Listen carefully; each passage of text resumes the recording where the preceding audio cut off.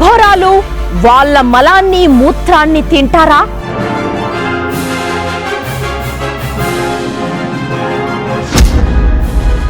Kali బూడిదైన dead body బూడిదని పూసుకుంటారా?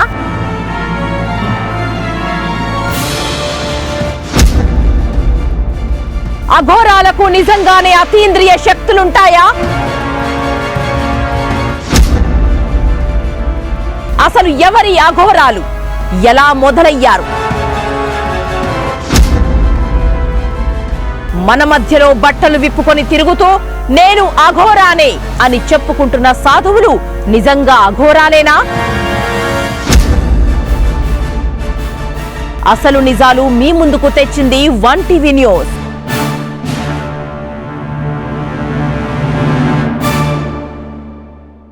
Welcome to one TV special focus. ఈ మధ్య ఎక్కడ చూసినా అంతా అఘోరి గురించే. బట్టలు లేకుండా ఏ ఊర్లో పడితే ఆ ఊళ్ళో, ఏ గుడిలో పడితే ఆ గుడిలో కనిపిస్తూ జనాల్ని ఒక రకంగా ఇబ్బంది పెడుతుంది ఓ అఘోరి. అయితే ఈ అఘోరి మాత్రమే కాదు, ఇంకా ఎంతో మంది అఘోరాలు కూడా మీడియాకి, యూట్యూబర్లకి వీడియోలు ఇస్తూ నీళ్లని అమృతం చేస్తామని, శివుడితో డైరెక్ట్ గా మాట్లాడతామని ఇలా రకరకాలుగా చెప్పుకుంటూ వాళ్ళని వాళ్ళు డెమి గాడ్స్ లా చెప్పుకుంటున్నారు. కానీ ఇదంతా నిజమేనా? అసలు వీళ్ళు నిజంగా అఘోరాలేనా అనేది తెలియాలంటే ముందు మనకి అసలైన అఘోరాలంటే ఎవరో తెలియాలి. అవి తెలుసుకోవాలంటే ఈ స్పెషల్ ఫోకస్ చూడాల్సిందే. So let's go.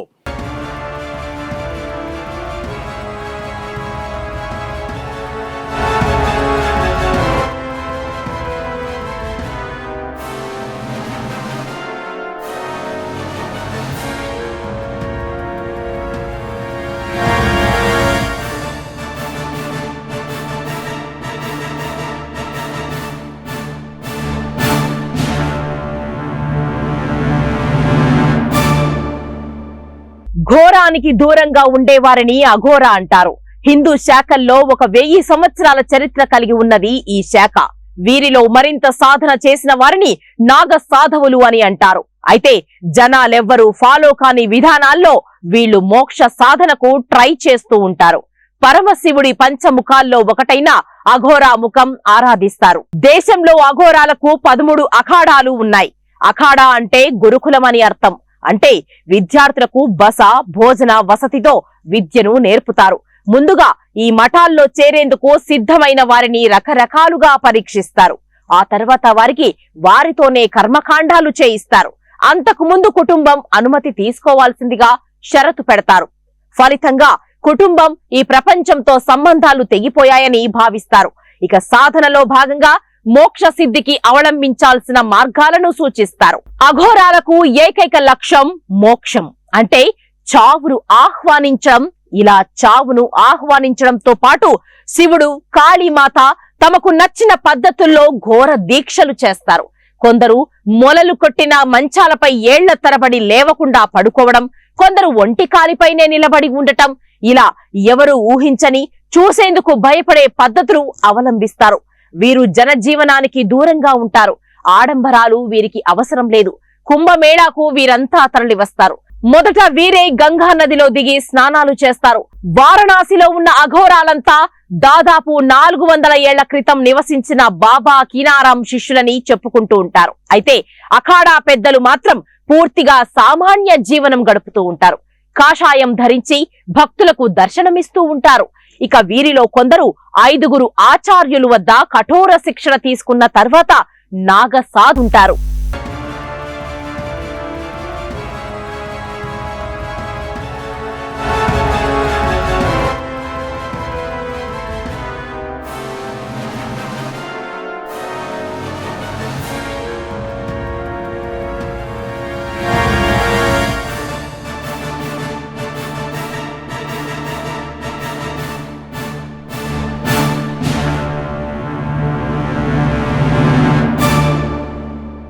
అఘోర సంప్రదాయం గురించి ఒక్క మాటలో చెప్పాలంటే ఈ ప్రపంచంలో ఉన్న శుద్ధ అశుద్ధాలన్నీ వాళ్ళకి మనిషి మాంసమైనా ఒక్కటే, శత్రువైనా మిత్రుడైనా ఒక్కటే.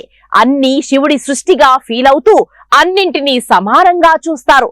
వీరు పురుషులు, స్త్రీలు అన్న భేద భావాలు కూడా ఉండవు. అందుకే వీరందరినీ ఒకే పేరుతో పిలుస్తూ ఉంటారు. దానికి పూసుకోవడం, మనుషుల శవాలను పీక్కు తినడం, మలమూత్రాలను ఆహారంగా తీసుకోవడం, ఇలాంటి వికృతమైన విధానాలను చాలా మంది అఘోరాలు దిగంబరంగా ఉంటారు. వాళ్ళు మా బేర్ బాడీస్ ని ఎవరో చూస్తారు, దాన్ని కప్పుకోవాలి అని ఎప్పుడూ సిగ్గుపడరు. ఈ సృష్టిలో అన్ని శివమయమే అని భావిస్తారు. ఒక్క మాటలో చెప్పాలంటే మనముంటున్న ఈ ప్రపంచంతో వాళ్ళకి ఎలాంటి కనెక్షన్ ఉండదు. వాళ్ళ కనెక్షన్ అంతా వన్ అండ్ ఓన్లీ పరమశివుడితోనే.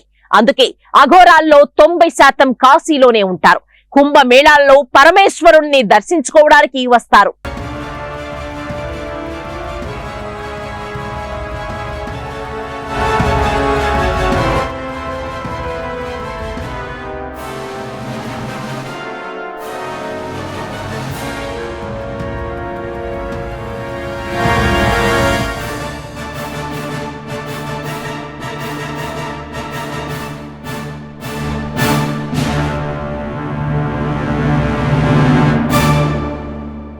అఘోరాలు శ్మశానాలను కాలభైరవుడి నివాసంగా భావిస్తారు.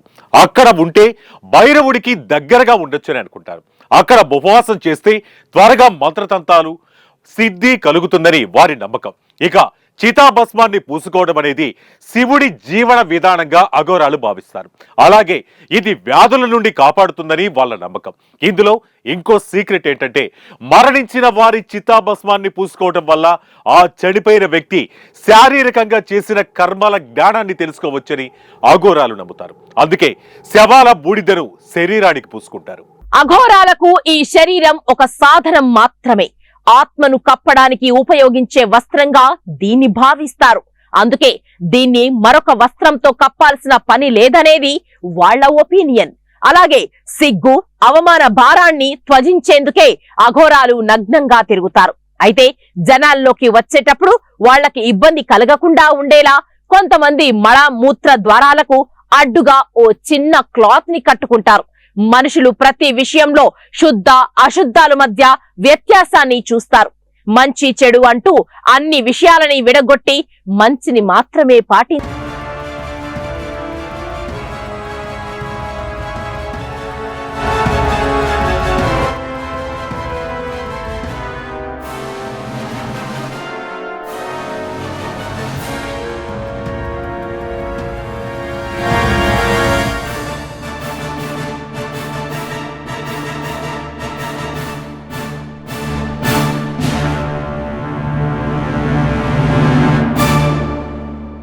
అఘోరాలు మనుషుల శవాలను పీక్కు తింటారా అంటే అవును, వాళ్ళు నరమాంసాన్ని తింటారు. అలా అని కనపడిన మనుషులను చంపి తినరు. చితిపై సగం కాలిన శవాలను, గంగలో కొట్టుకొచ్చిన శవాలను మాత్రమే శివుడి ప్రసాదంగా భావించి తింటారు. గంగలో శవాలు ఎక్కడివి అని మీకు డౌట్ రావచ్చు. కాశీలో చనిపోతే నేరుగా కైలాసానికి వెళతారని అక్కడ చాలా మంది ప్రజలు నమ్ముతారు. ఆ నమ్మకంతోనే చివరి రోజుల్లో కాశీకి చేరి ప్రాణాలు వదులుతుంటారు. ఇక కొంతమంది తమ వాళ్ళ శవాల్ని దహనం చేయకుండా గంగలో వదులుతుంటారు. ఇలా వదిలితే వాళ్లకు మోక్షం దక్కుతుందని నమ్ముతారు. ఈ శవాలని అఘోరాలు తీసుకుని తింటుంటారు. అంతేకాదు వాళ్ళు ఆహారం తినడానికి, నీళ్లు తాగడానికి గిన్నెలు, గ్లాసులు కాకుండా కేవలం కపాలాలను మాత్రమే యూజ్ చేస్తారు. ఇప్పటి వరకు మనం అస్సలు అఘోరాలంటే ఎవరో చెప్పుకున్నాం. అయితే ఇప్పుడు అసలు మన మధ్య అఘోరాలమని చెప్పుకుంటూ కార్లలో తిరుగుతూ, ఖరీదైన గిళ్లలో ఉంటూ, నగ్నంగా ఆలయాలకు వెళుతూ, టీవీలకు ఇంటర్వ్యూలు ఇస్తున్న వాళ్ళు నిజమైన అఘోరీలు కాదా అనేది చూద్దాం. అఘోరీలు ఈ ఇహలోకం అంటే మన మనుషుల లోకంతో ఎలాంటి సంబంధాలు పెట్టుకోవడానికి ఇష్టపడరని చెప్పుకున్నాం కదా. మరి ఇప్పుడు టీవీల్లో కనపడుతున్న అఘోరాలు ఇలా జనాల్లోకి వచ్చి లగ్జరీగా బతకడానికి ఎందుకు ట్రై చేస్తున్నారు అంటే వీళ్ళల్లో చాలా మంది, స్పెసిఫిక్ గా వీళ్ళు అని చెప్పడానికి లేదు గాని చాలా మంది ఫేక్ అఘోరాలే. గడ్డం, జుట్టు పెంచేసి మెడలో రుద్రాక్ష మాలలు వేసుకొని బూడిద పూసుకున్నంత మాత్రాన వాళ్ళు అఘోరాలు కాలేరు. అఘోరాతత్వమే ఈ మానవ లోకంతో సంబంధాలను పూర్తిగా వదిలిపెట్టి శివుడిలో లీనమై మోక్షం కోసం ప్రయత్నించడం. అలాంటిది జనాల్లోకి వచ్చి కార్లలో తిరుగుతూ, పోస్టర్లలో కనిపిస్తూ, టీవీల్లో ఇంటర్వ్యూలు ఇస్తూ జనాల్ని ఇబ్బంది పెడుతూ తిరిగే వాళ్ళు ఖచ్చితంగా అఘోరాతత్వానికి వ్యతిరేకంగా ఉన్నట్లే. అలాంటప్పుడు వాళ్ళు అఘోరాలు ఎలా అవుతారనేది అర్థం కాని ప్రశ్న. అసలు భూమి మీద మనుషుల మధ్య వైరానికి కారణమైన హిందూ, ముస్లిం, ఇసాయి, కసాయి అనే కుల మతాల వివాదాల్లోకి విశ్వాన్నే తన ఇల్లుగా భావించే అఘోరాలు ఎందుకు తల దూరుస్తున్నారనేది ఇంకో $1 మిలియన్ ప్రశ్న. దానికి తోడు కనీసం కంచాలను కూడా ఉపయోగించకుండా కపాలాల్లో ఆహారం తినే అఘోరాలు ఖరీదైన కార్లలో తిరుగుతూ ఇళ్లల్లో ఉండడం ఏంటనేది మరో కోట్ల విలువైన ప్రశ్న.